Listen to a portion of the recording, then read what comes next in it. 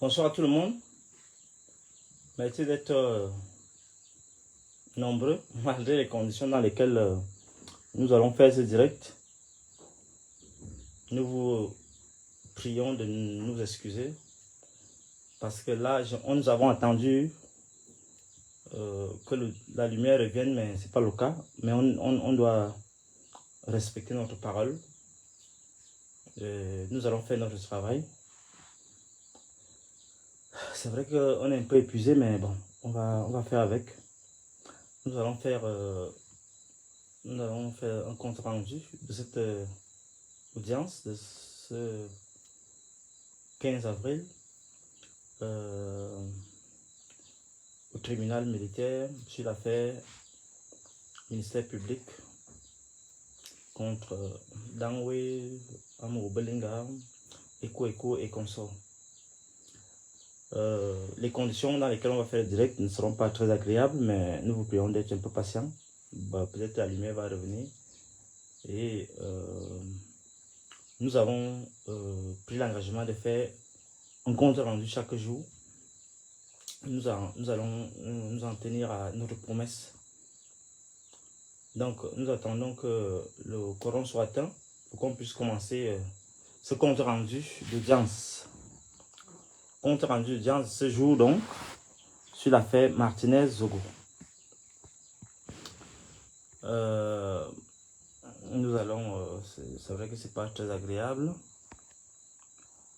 On va se battre. On va se battre. On va se battre et on va s'assurer que... Est-ce que au moins le son, ça va? Est-ce qu'on peut s'assurer que le son au moins est de qualité, même si la visibilité n'y est pas?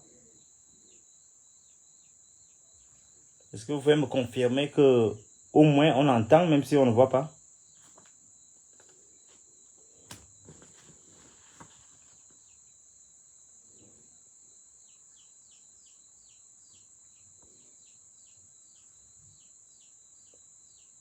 Et j'espère bien que le courant sera atteint tout à l'heure.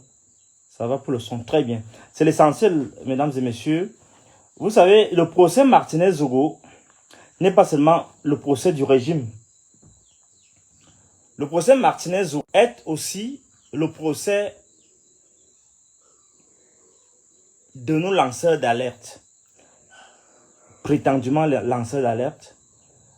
Le procès de Martinez-Zogo est donc le procès phare qui va mettre en lumière les manipulations, la désinformation, non seulement de la part de notre pouvoir, orchestrée non seulement de la part de notre pouvoir, mais aussi organisée par des gens qui sont censés défendre la liberté d'expression, la liberté d'information. Tous les acteurs cybernétiques, c'est aussi ce procès.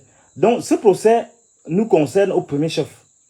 Nous aussi, c'est notre procès parce que, en tant qu'intellectuels, en tant que lumière de la cité, nous avons notre responsabilité. C'est pourquoi je tiens à ce que cette tradition de compte rendu après l'audience soit pérennisée.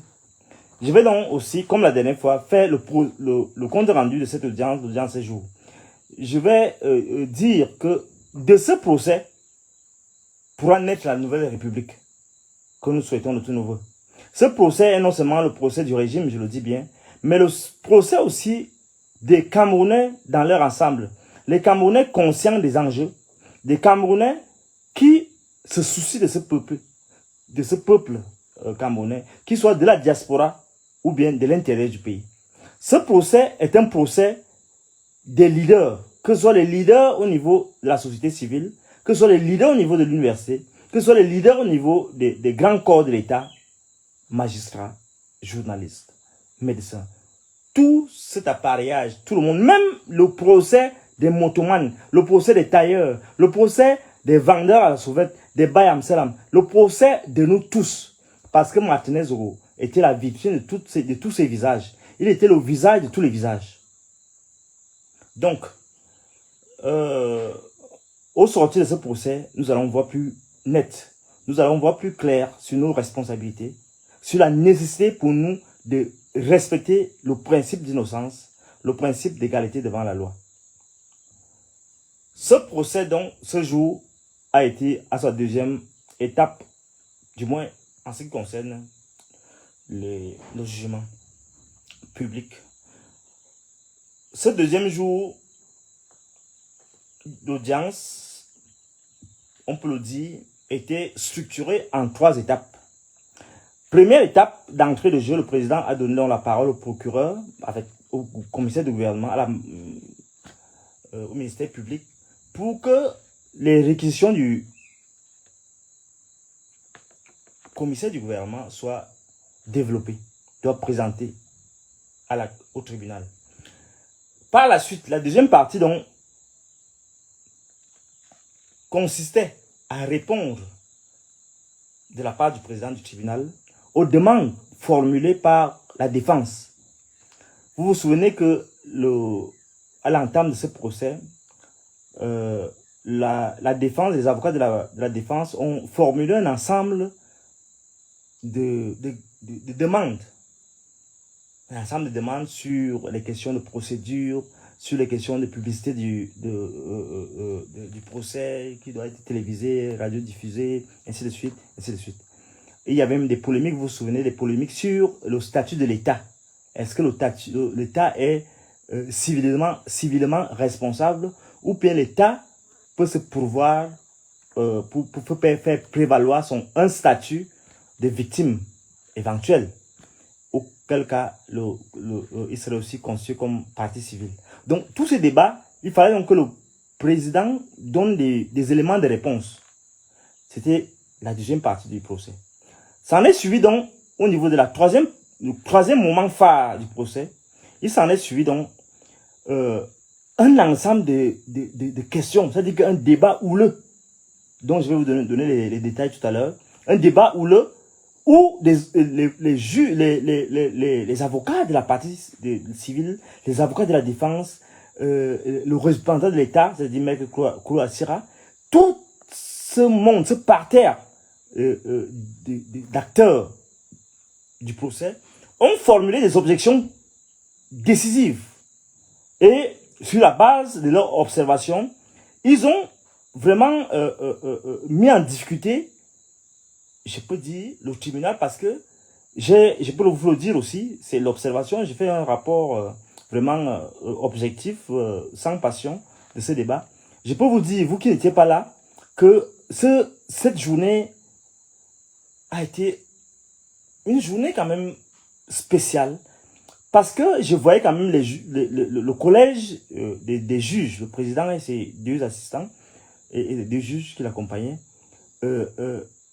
à tout moment se concerter, arrêter même pendant 5 minutes de concertation, parce que les objections des avocats des Coeco, les objections du bâtonnier Maître Tchungang, les observations des avocats de la partie civile, les observations de Claude Assira, qui est représentant de l'État, c'est-à-dire de la DGRE, toutes ces observations étaient vraiment tellement pertinentes sur, non seulement, nous allons voir dans la suite, non seulement sur les questions relatives au statut de l'État dans la procédure, mais aussi aux questions liées à la communication de la liste des témoins.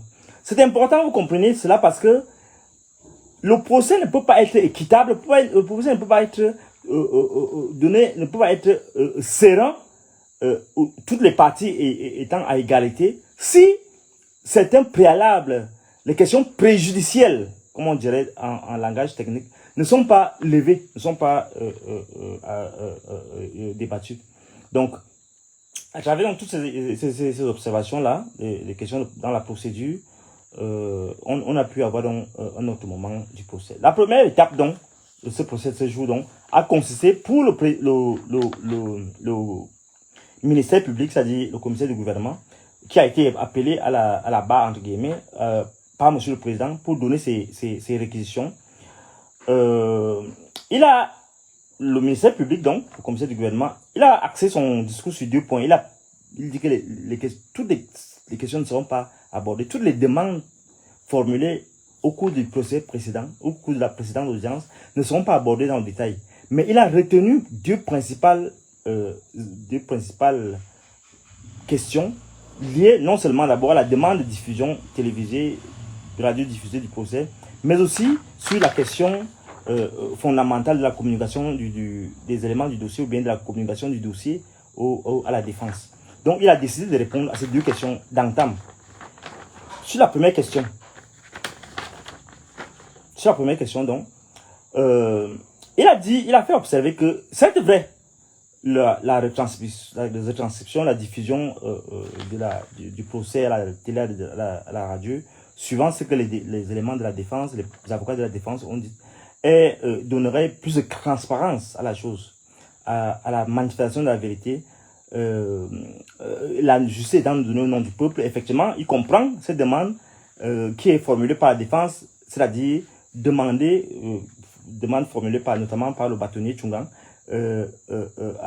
pour faire en sorte que le procès soit public, c'est-à-dire diffusé, et qu'il soit enregistré au besoin. Il a dit qu'il comprend ça, mais que ce soit au niveau de la Déclaration universelle des droits de l'homme, que ce soit au niveau du pacte des droits de l'homme, des droits civils et politiques, il n'y a pas un préalable qui est défini, c'est-à-dire une obligation qui est élaborée, qui est énoncée, qui obligerait le tribunal à donner la possibilité au public dans son ensemble à suivre le débat à la télévision ou bien à la radio. Donc, il a dit de plus, la légalité, le cadre légal, le cadre, la législation camerounaise ne permet pas que il puisse donner satisfaction aux avocats de la défense sur cet élément-là. Parce que sur cette base-là, le seul élément qui pourrait être mobilisé pour justifier cela, les éléments se rapportant à l'élaboration, l'articulation légale de cette demande, ce serait l'article 306. L'article 306 du Code de procédure pénale, relatif à la police des audiences. Il a dit qu'il ne peut pas accorder cette prérogative parce que justement, d'après lui, le procès dans le public, tout le monde est habilité à venir suivre les débats, à moins que le décide autrement, à moins que le président en décide autrement. Voilà les éléments qu'il a donnés. Donc, en conclusion, il a rejeté cette demande sur l'enregistrement. Et par rapport à l'enregistrement des débats, il a dit que le procès étant public, les gens peuvent relever eux-mêmes conseiller eux-mêmes les débats, et surtout, le greffe est là, qui pourrait donc donner la possibilité à tout le monde de s'informer sur ce qui s'est passé.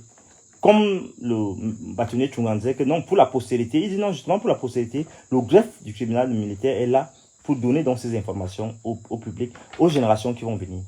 Voilà donc quant à la première demande majeure de la défense relative à la publicité, c'est-à-dire à la retransmission, à la communication des débats à la télé ou bien à la retransmission en direct du débat.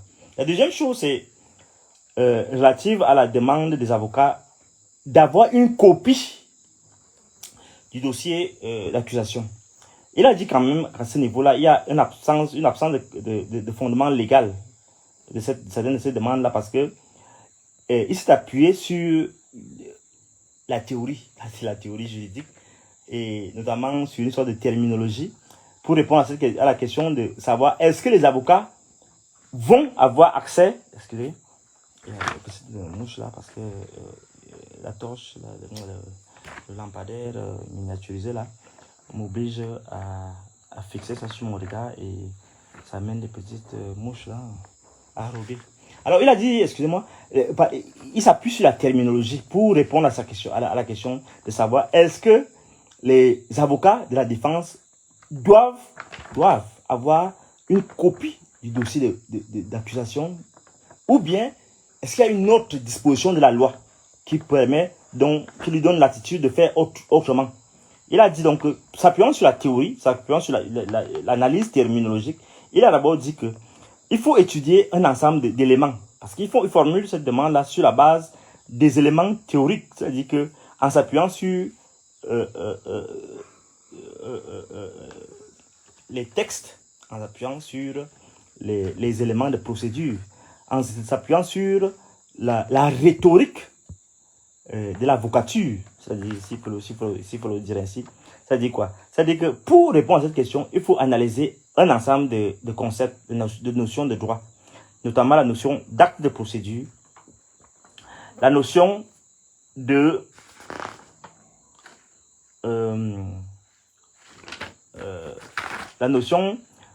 pièce du dossier. C'est quoi un acte de procédure? C'est quoi une pièce du dossier? C'est quoi la reproduction d'un dossier de procédure? C'est quoi communiquer, la communication des pièces aux parties? Donc, à partir de la clarification terminologique, il a soutenu que les trois dernières notions, c'est-à-dire les pièces du dossier, la reproduction du dossier de procédure, la communication des pièces, à partir de ces trois éléments, il peut arriver à une alternative. Parce que les droits de la défense doivent être respectés. Parce que, comme le disent les avocats de la défense, il doit y avoir une égalité d'accès aux pièces du dossier, une égalité dans les armes à utiliser. Il est impératif que, pour répondre à toutes ces questions-là, il faut identifier d'abord qui sont les parties.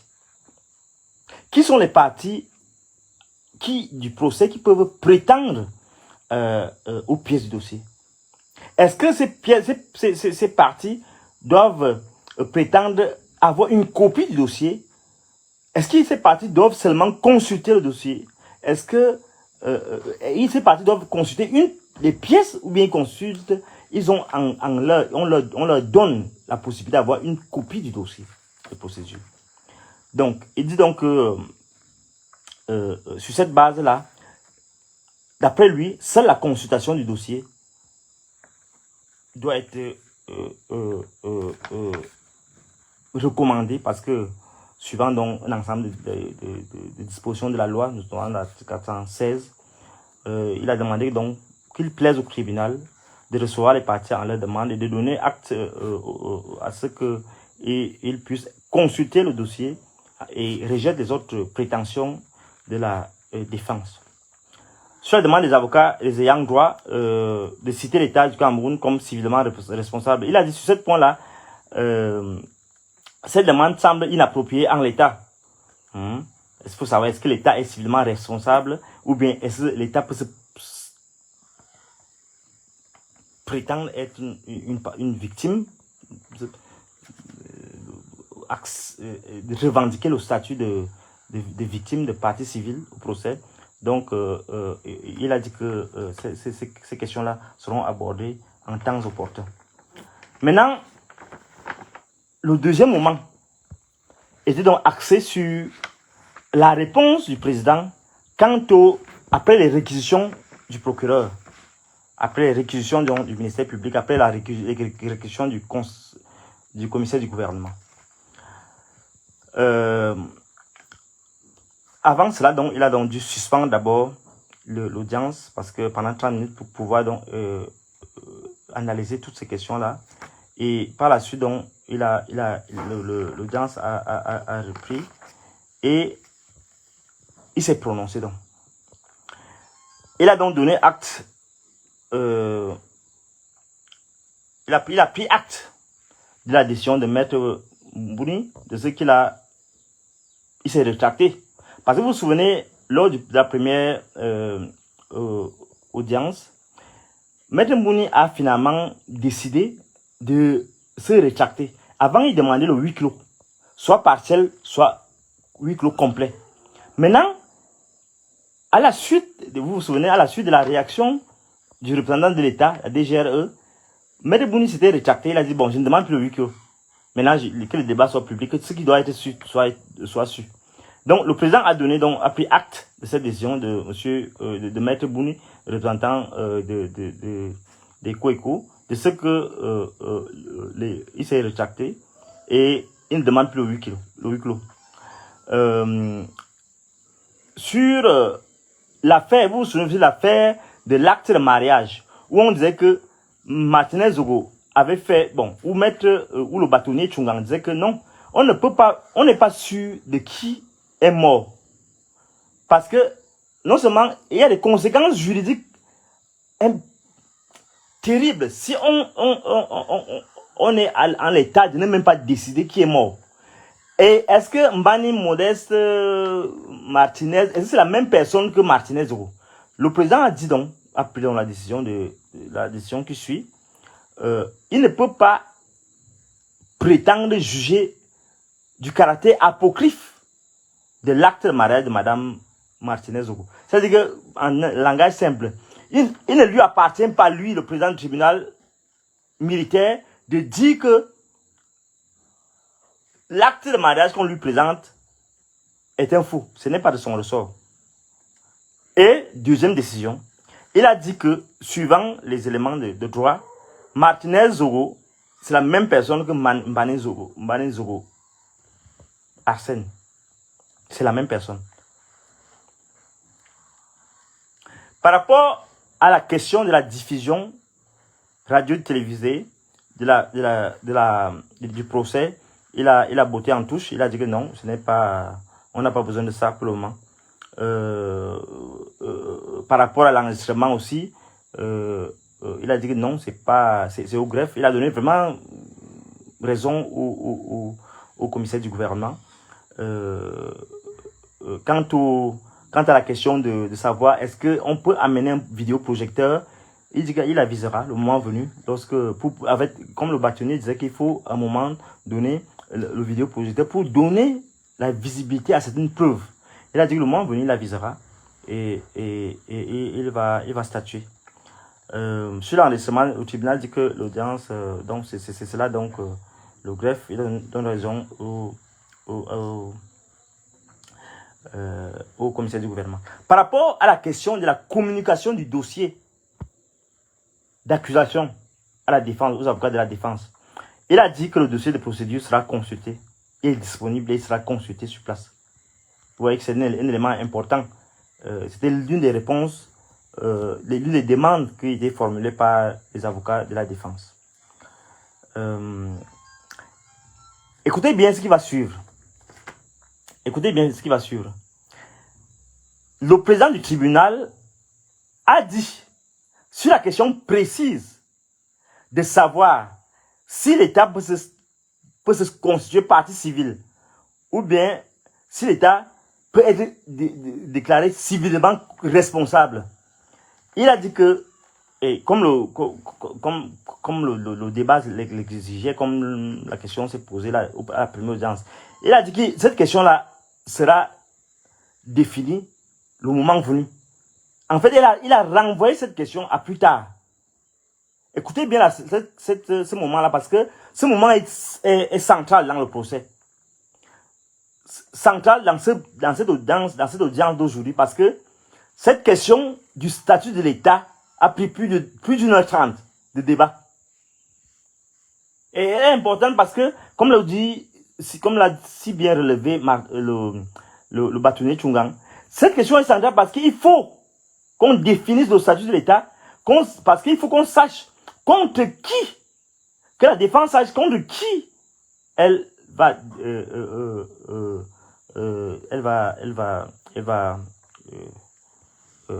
discuter, contre qui elle va défendre elle va défendre les intérêts de ses clients.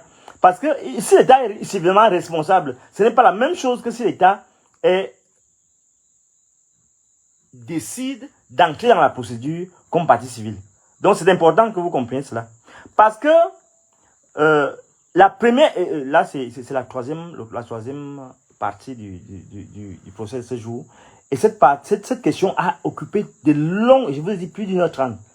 Parce que la première personne à entrer dans la danse, c'est Maître Kemwe, qui dit que l'État ne peut pas être cité comme partie civile. En réponse à ce que le président disait que non, on renvoie cette question à plus tard. Il a donc dit non, il faut qu'on règle cette question. Parce que si on ne règle pas cette question maintenant, ça veut dire qu'en fait, le procès part sur la base d'un gros biais. C'est-à-dire que le procès est biaisé dès le départ. Et je peux vous dire que c'était un moment vraiment dense. Dense de débat parce que Maître Bouni a pris la parole et c'était percutant ce qu'il a dit. Il a dit que si on doit évacuer la question du statut de l'État dans la procédure actuelle, à l'heure actuelle, ça veut dire que l'État n'a plus rien à y voir à cette étape du procès. Ça veut dire qu'on doit conduire le représentant de l'État parce que si le président prend sur lui de dire que l'État ne peut pas être, la question du statut de l'État n'est pas prioritaire maintenant, ça veut dire qu'en fait, on reconnaît que le procès passe sur de mauvaises bases. Parce que si on envoie, comment on peut envoyer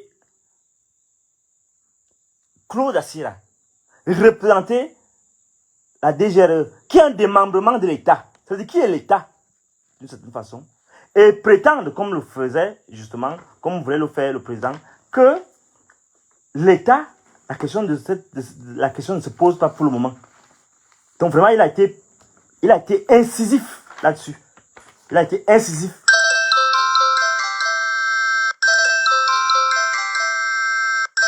Excusez-moi, il y a un choronco qui vient nous perturber là.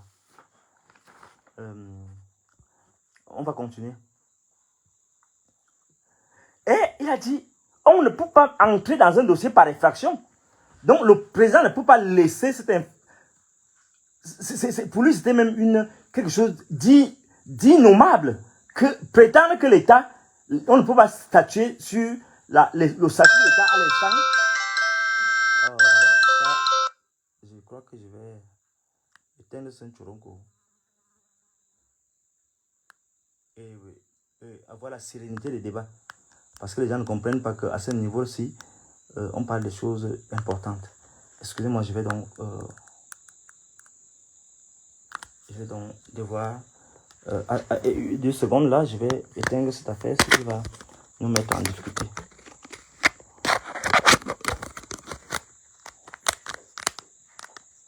Voilà. Donc, Maître Bouni a été très incisif sur cette question-là. Et vraiment, je vous dis, c'était un très grand moment. Et j'invite vraiment le public à venir suivre ce débat parce que on apprend beaucoup de choses. Il dit que l'État ne peut pas entrer dans la procédure par au moins d'une forfaiture. Et le bâtonnier Tchungan est allé plus loin. Il a dit que mais l'État veut rentrer dans la procédure par effraction. C'était vraiment très important à retenir. Donc il dit il faut évacuer cette question-là. Parce que si l'État doit entrer dans la procédure comme partie civile, on veut savoir quel a été le crime qui aurait été commis contre l'État pour que l'État prétende qu'elle peut entrer dans la procédure comme partie civile. En réalité, d'après Maître Bouni, c'est clair que l'État veut se débiner. C'est-à-dire que l'État veut fuir ses responsabilités en prétextant qu'il peut se constituer partie civile. Donc, on ne peut pas avoir un représentant de l'État, DGRE, et en même temps, alors que sur les 17 membres, sur les 17 accusés, 13 sont des éléments de la DGRE. Donc pour lui, ça n'a aucun sens.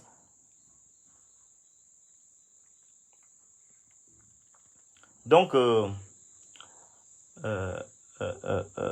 pour lui, c'est une double casquette qu'il faut évacuer dès à présent.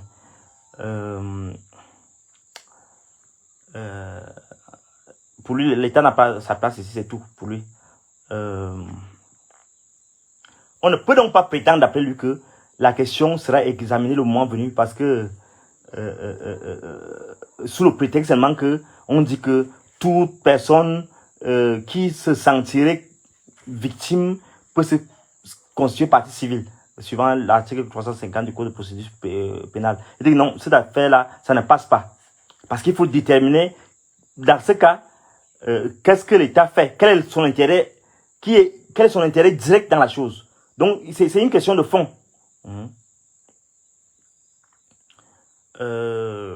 Pour lui, donc, l'État est de mauvaise foi. Et le bâtonnier Tchungang reprend la parole pour dire que pour lui, c'est un débat de cadrage et de principe. Il faut vérifier la qualité des parties. Initio. C'est-à-dire, avant toute chose, avant le début du procès, pour lui, c'est une question de principe. Il faut absolument qu'on détermine ça maintenant. Sinon, c'est un scandale. Pour le bâtonnier, c'est un scandale. Et qu'il n'a jamais, de toute sa vie d'avocat, il n'a jamais vu ça. Que des questions de fond, on puisse les réserver à l'analyse au cours du procès. Non. Il a dit pour lui, on ne peut pas, l'État ne peut pas entrer par embuscade dans la procédure. Ça n'aurait aucun sens. C'est à l'entame et il a pris le parallèle avec un match de football. L'arbitre, les commissaires du match, tout le monde doit vérifier si tous les joueurs sont en règle avant de prétendre donc ouvrir, donner le coup d'envoi du match. Si on attend que le match se joue et après, a posteriori, on décide donc que l'État n'était pas partie civile ou bien est partie civile, alors il y a un biais important. Et ça veut dire qu'il y a des gens qui veulent tricher. Et pour lui, ça ne passait pas. Et il a dit en réalité qu'il soupçonne, si les choses s'en tenaient à ça, à cet état de choses, il soupçonne le commissaire du gouvernement de prendre fait et cause pour l'État. Alors qu'en réalité, il défend l'égalité d'une façon, les principes et le peuple. Et même les partis aussi. Et qu'ils sont des préalables. C'est-à-dire définir le statut d'État comme partie civile ou bien civilement responsable, ça se décide maintenant. Ça devrait se décider maintenant. Parce que sinon, les conditions d'exercice de la justice même sont sabordées. C'est-à-dire qu'ils sont absolument sans fondement, sont biaisés, sont bafoués. Parce qu'il a rappelé que les dispositions de la loi ont un ensemble de caractéristiques. Il faut définir la qualité. Qui a qualité pour être partie civile? Il faut avoir l'intérêt dans l'affaire. Il faut qu'il y ait un intérêt direct dans l'affaire. Suivant les dispositions de l'article 75. Il faut avoir un préjudice. Il faut avoir subi un préjudice direct, certain et actuel. Ce n'est pas en cours de débat, ce n'est pas à la fin, mais au début qu'on doit déterminer tous ces préalables. On doit savoir donc contre qui on se défend aussi. Parce que ça répond aussi à cette question-là. Si on définit bien le rôle de l'État, le statut de l'État, on va savoir finalement contre qui on se débat. On débat. On doit savoir contre qui on doit défendre ses intérêts. Il faut donc décider maintenant. Si l'État est décidément responsable, le statut de l'avocat change. C'est important. Mec Tchungang dit que si l'État est suffisamment responsable, alors la défense n'est plus la même. Le statut même de l'avocat n'est plus le même. Et les conséquences ne sont pas les mêmes. Et pour lui, ce débat est fondamental. Il faut batailler à armes égales. Et il a fait observer que depuis le début, les avocats sont traités avec légèreté. Et cette question, la façon dont ils veulent traiter cette question aussi, montre que c'est comme si avec quelque chose de louche qu'ils voulaient protéger. Et il a dit que donc il faut évacuer cette question. Et je peux vous dire que, excusez-moi, j'avais mon truc là. Oui, voilà. J'avais un truc là, il fallait que je... Parce qu'il fait chaud et il n'y a pas la lumière. Donc, il dit que c'est maintenant qu'il faut évacuer cela.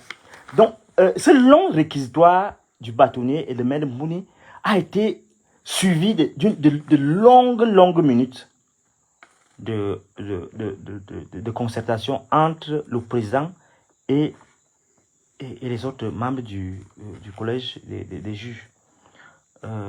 Et c'est là où on a compris l'importance de la place centrale qu'occupent les vrais avocats dans la défense d'une cause. Parce que ces avocats, en même temps qu'ils défendent leurs clients, Mais en même temps qu'il défend aussi les principes de droit. Mais en même temps,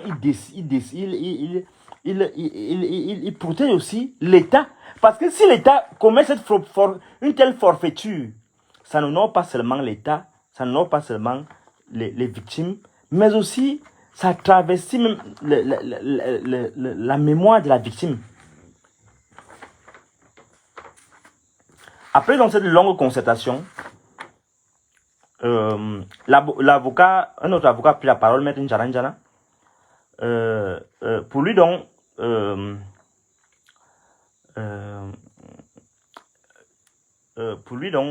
dans un dossier pénal, pour mieux le comprendre, il faut mobiliser les notions du code civil. Et il a insisté sur ce que Maître Bouni a dit au départ, c'est-à-dire que si on dit qu'il y a 17 accusés et 13 sont des préposés à la DGRE, il faut examiner donc la question fondamentale. Quelle est la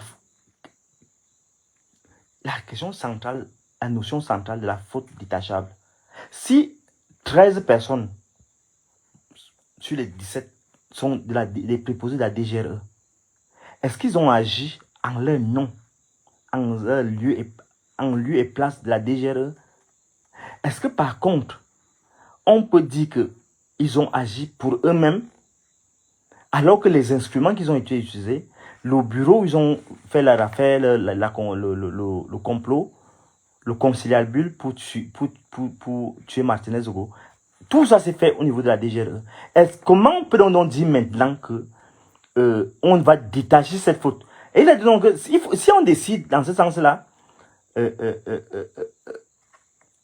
en disant que peut-être la DGRE n'a rien à y voir, c'est en ce moment-là qu'on va donc décider aussi qui est civilement responsable. Qui va payer à qui?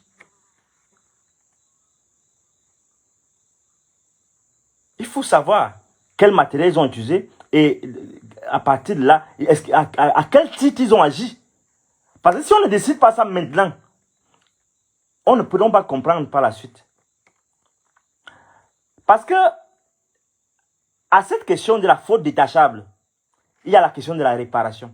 Parce que quand on a décidé qui a fait quoi, au nom de quoi, on va donc décider, suivant les deux, il a convoqué deux dispositions donc, du Code civil, c'est-à-dire que le 1382 et le 1384. Le 1384 notamment, il faut savoir qui est responsable des choses qu'on commet, et si c'est son propre chef, et en complicité avec les autres. Donc il a vraiment élaboré un ensemble de discours là pour dire qu'en réalité, la question fondamentale du statut de l'État doit être élucidée maintenant. Parce que pour lui, on ne comprend pas que la DGRE puisse se constituer partie civile maintenant. Comment? Prétendre que, bon, comme nous fait la DGRE, comme l'a fait le représentant de la DGRE de l'État du Cameroun, DGRE, Claude Assira, prétendre que son image a été écornée et il peut donc se prétendre se prévoir sous la forme au nom comme partie civile. Ça n'a, d'après lui, aucun sens. Ça n'a aucun fondement. Et il a dit même que, du point de vue de la loi, du point de vue du droit, cette question ne peut être abordée par le tribunal militaire. Le tribunal militaire n'est pas compétent pour statuer et savoir les questions du statut de l'État comme partie civile.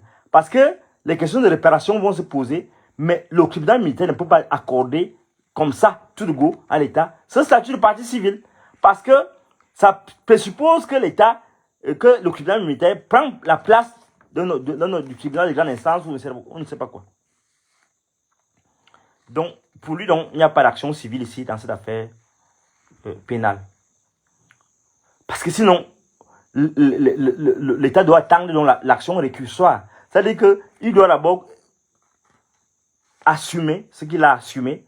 Et s'il va donc poursuivre les gens par la suite, l'action récursoire sera engagée. Voilà sur lesquelles les objections décisives de Maître Njaranjana. Pour lui, la demande de l'État en tant que partie civile est irrecevable. Irrecevable. La DGRE ne peut pas agir comme ça dans cette procédure, comme simplement elle aurait été flouée par ses propres agents. Pour lui, ça ne tient pas. Bon, bien évidemment, le parquet, le ministère public a voulu prendre la parole, a insisté pour prendre la parole. On s'était attendu, on se serait attendu, on s'était attendu à ce que une objection très importante soit formulée. Le président du tribunal leur a donné la parole. Et bon, à la stupéfaction générale, la dame qui représentait donc la dame du ministère public a dit que maître était mal habillé. Donc ça a provoqué un éclat de rire dans toute la salle. Et maître Njana donc a seulement ri. Et ce qui fait donc mais ça n'a pas du tout plu aux autres avocats, parce que l'un de s'est levé, il a dit que le parquet doit les représenter, doit respecter la défense, comme la défense la respecte aussi. Le ministère public donc, doit respecter la défense, comme la défense le respecte aussi. Donc, vous vous souvenez, et l'autre anecdote, là nous sommes un peu, on souffre un peu en anecdote. Vous vous souvenez, la dernière fois, je vous parlais de l'un des accusés qui jouait au galant. Le président aujourd'hui lui a demandé de retirer ses lunettes parce qu'il veut voir ses yeux. Il veut voir l'expression de son visage. Il veut voir son visage et avec toutes ses mots pour déterminer qui sont en réalité. Donc, notre avocat s'est levé et a dit que ce débat sur la question du statut, savoir si l'État est civilement responsable ou bien l'État est victime, est un débat en faveur des victimes. Pour lui, donc, la DGE veut tricher. En réalité, on se serait attendu à ce qu'ils viennent soutenir leurs gens qui sont accusés, les 13 accusés au nom de la GE et qui travaillaient à la DGE. Mais on est étonné que la DGE vienne maintenant jouer aux victimes. Et pour lui, donc, c'est malsain. Et pour lui, il fallait même mettre l'État dehors, le représentant de l'État, la DGE dehors. Parce que sinon, pour lui, ce qu'il constate, c'est qu'on tourne en rond et on perd du temps. Maître Jules Mbappé, je crois, il s'est levé, il a dit que pour lui, il est mal à l'aise parce que on a fixé le cadre dans lequel on devrait agir. Aujourd'hui, on devait parler maintenant de la communication. On avait dit qu'on devait répondre aux parties. Dans le précédent, la précédente audience, on avait dit que le président devait répondre aux demandes de la défense et plus communiquer la liste des témoins. Donc pour lui, donc, il a l'impression que on tournait en rond avec ce débat sur la qualité de l'État, la qualité juridique de l'État en ce moment-là. Parce qu'en réalité, d'après lui, il fallait donc qu'on rappelle l'agenda qui a été arrêté dès le départ, à la première audience, et le suivre. Et là, il interpellait vraiment le président en lui-même. Il disait, mais je ne vois pas en vous le poisson qui est au fond de l'eau. C'est ça qu'il a donné comme explication. Il faut qu'on accomplisse les formalités, communiquer la liste des témoins. Parce que les débats ne sont pas encore engagés à proprement parler. Et il faut vraiment que le président, d'après lui, se mette au-dessus des autres. Aussi bien le ministère public, la défense que les partis civils. Donc, Maître Kemois a relevé, a observé que l'unanimité se fait autour de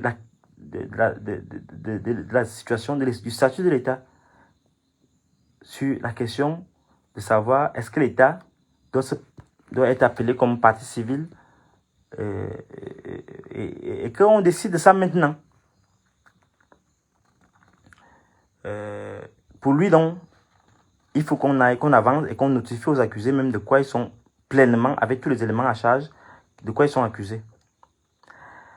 Bon, maintenant, il y a un autre avocat qui a suggéré, fait des propositions, comment organiser, donc, puisque le président a décidé que nous, on ne va pas communiquer, on ne va pas donner une copie du dossier d'accusation aux avocats, qu'il fallait le consulter sur place.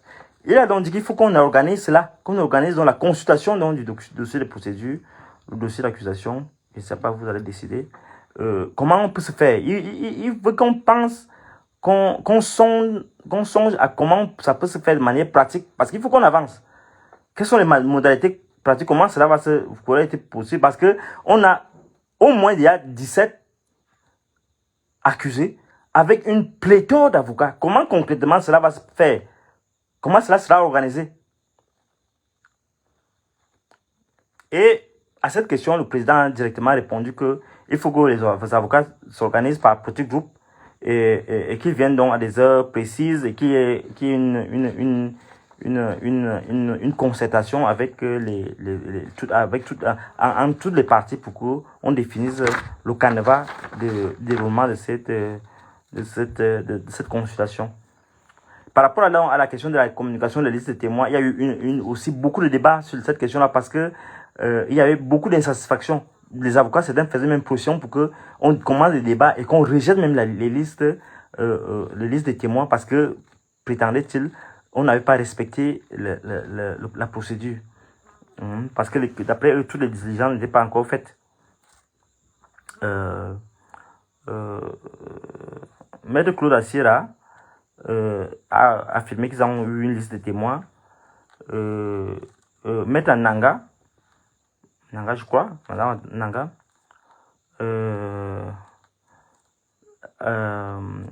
nous nous réjouissons que nous tirions vers la fin des préliminaires. Oui, il a dit que non.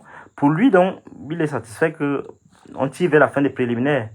Par rapport à la liste des témoins, il objectait aussi qu'il n'a pas eu on ne lui a pas communiqué la liste des témoins. Et pour lui, c'était une violation du code de procédure pénale.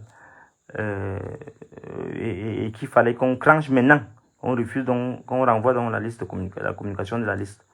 Maître Ngeo a présenté aussi des observations relatives à la gestion de l'audience. Il a dit pour lui qu'il fallait renvoyer parce que la liste n'était pas, on n'avait pas communiqué les listes. Et qu'on respecte le canevas. Et sinon, les gens qui n'ont pas communiqué les listes, ils devront s'en prendre à eux-mêmes. C'est cela. Maintenant,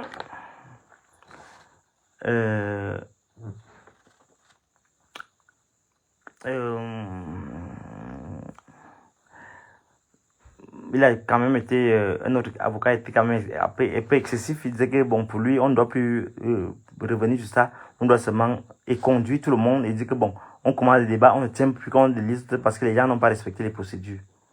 Parce que pour lui, le président devait constater seulement que ça n'a pas marché et qu'on continue seulement les débats. Sinon, on va dire que la communication de cette liste est irrégulière. Maître Claude Assira a repris la parole. Maître Claude Assira a dit que certes, vrai, il y a eu des couacs par rapport à la communication de la liste des témoins.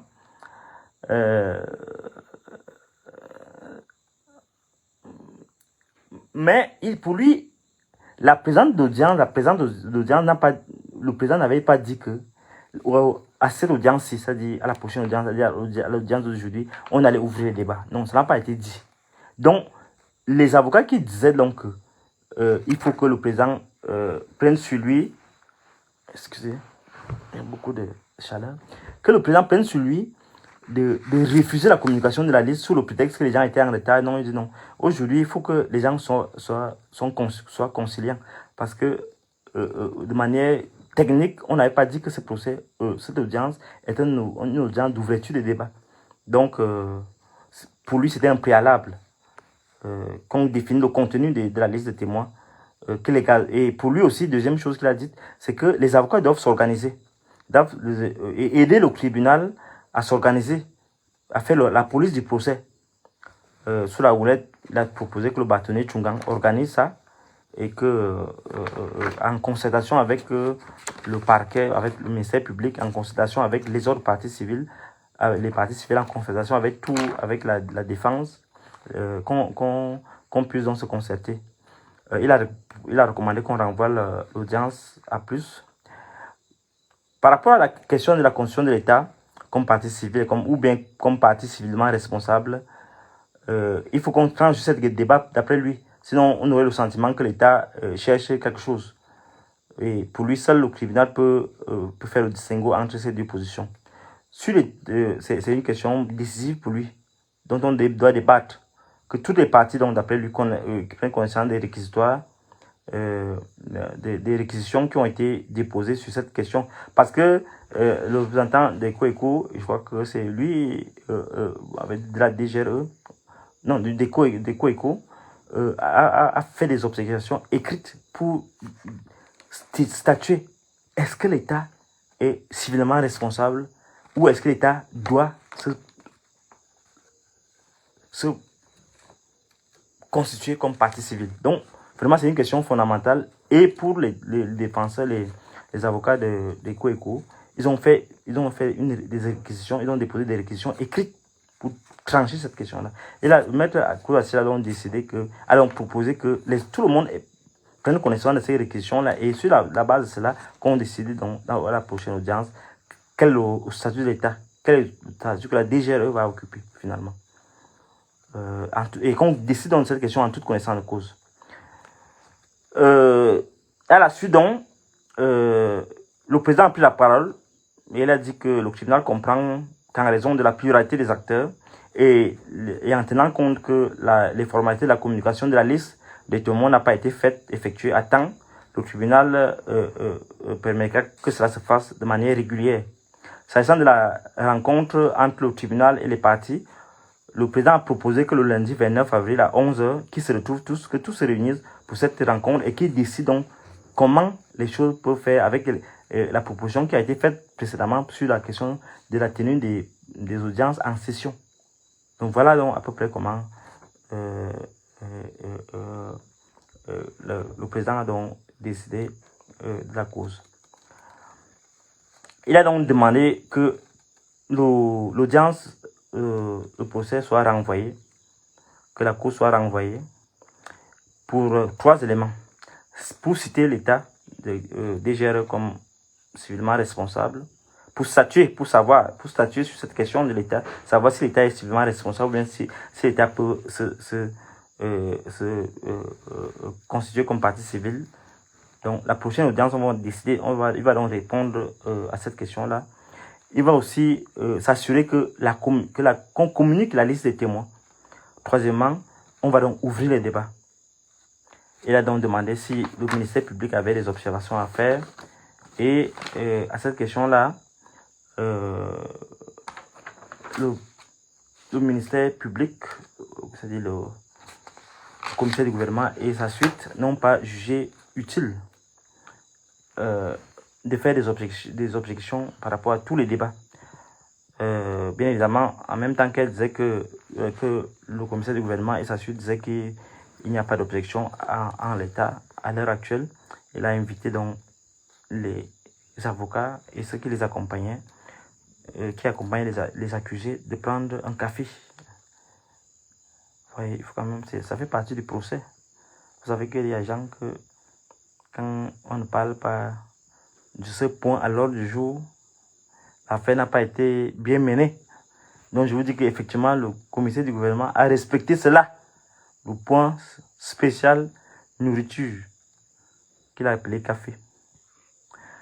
Alors, sur ce, le président du tribunal a donc décidé que l'audience est levée et c'était précisément à 13h25. Fin de compte rendu. Vous savez qu'on ne commande pas les choses là. On se contente de vous donner le compte rendu. Oh, vous savez, je suis épuisé quand même.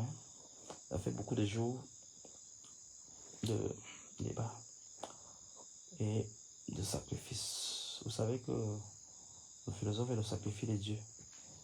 Et j'aime bien sommeil. Et dans l'obscurité, je veux savoir si quelqu'un a une question. Je ne sais pas sur quoi. Moi, je ne suis pas avocat. Je ne commande pas cette affaire qui a failli me coûter la vie. Mais je ne sais pas si vous avez une question, n'importe quoi là. Vous savez que sans vous, je ne suis rien.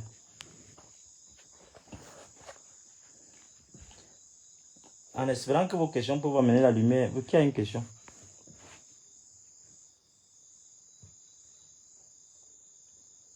Je sais que vous avez toujours des questions.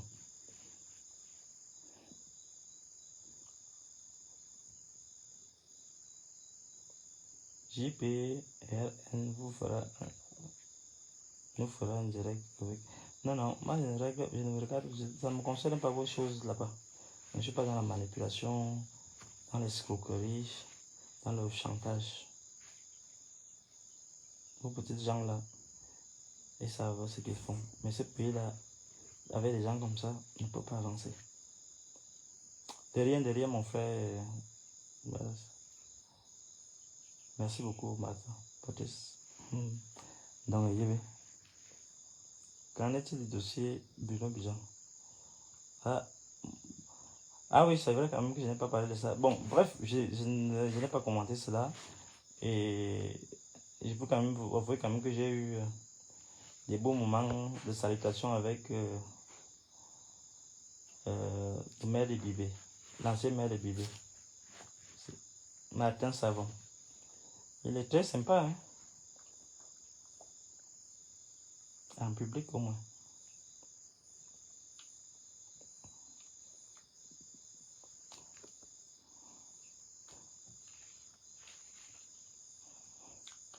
J'ai terminé ma part.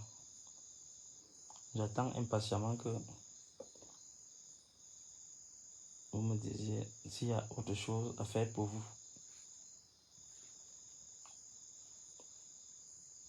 Et s'il n'y a pas de questions, je vais devoir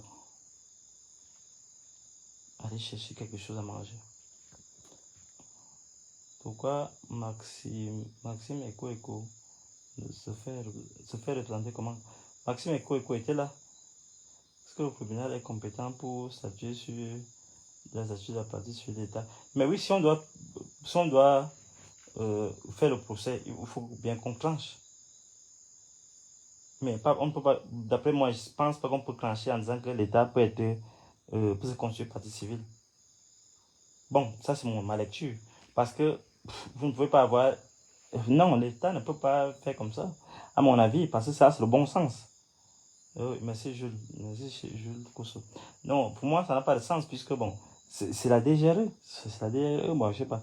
Mais bon, ils verront. Moi, du point de vue du bon sens, j'ai le droit de me prononcer du point de vue du bon sens. Et à l'écoute.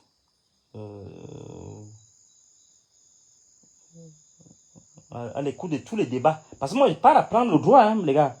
Moi, je pars apprendre à l'écoute de tout ce que les gens ont dit. Je me fais un jugement. Mon âme et conscience dit non, l'affaire, si. Ce serait difficile que l'État dise que moi, je suis partie civile. Ils m'ont saboté. Ils ont écorné mon nom. Ça n'a aucun sens. Tu es devenu moins agressif. Bravo. Bon, si vous le dites, Raoul, c'est ça. En réalité, vous savez, nous sommes dans une démarche où on n'a pas peur des représailles. On est là pour défendre la République. Et lorsqu'on voit que les choses se normalisent d'un côté, bon, on doit prendre acte euh, et, et voir. Voir. Ce n'est pas, je ne me suis pas calmé, je ne sais pas quoi. Non, je dois observer, je dois voir comment ça évolue. Je ne suis pas né, je ne suis pas une bête sauvage. Je suis quelqu'un qui est soucieux de l'avenir, de la jeunesse de ce pays, de l'avenir de ce pays tout court. Donc, je n'en fais pas une affaire personnelle. Mais lorsque je vois que je peux apporter quelque chose et que des gens doués de mauvaise foi, d'une mauvaise foi patente, s'engagent à me détruire, à détruire des innocents, je dois être hors de moi. Je dois être hors de moi. Je dois être du côté des faibles, du côté des martyrisés, du côté des souffretés.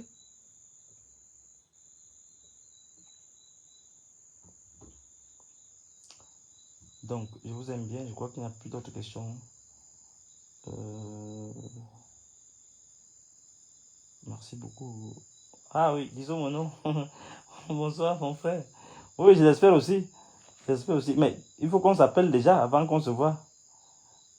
Moi, mon numéro est là. Vous savez tout mon numéro. Mon numéro est public. Mon numéro est public.